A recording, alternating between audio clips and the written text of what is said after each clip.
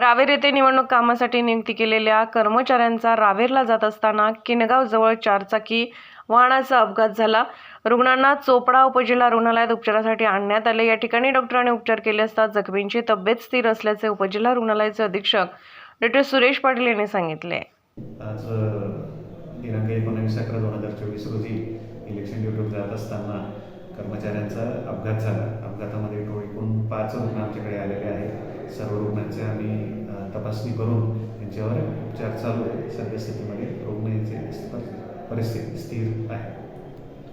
कुठं बाहेर खाजगी हॉस्पिटलमध्ये काही रुग्ण पाठवले का? सध्या आमच्याकडे तीन रुग्ण ॲडमिट आहेत आणि 2 रुग्ण ते स्वतः त्यांच्या जबाबदारीवर खाजगी रुग्णालयात ट्रीटमेंट घेण्याकरता गेले. ॲक्सिडेंट कसा झाला काय सांगितलं का त्यांनी? ॲक्सिडेंट त्यांच्या वाहनाचा ॲक्सिडेंट झाला एवढीच माहिती सांगितलं.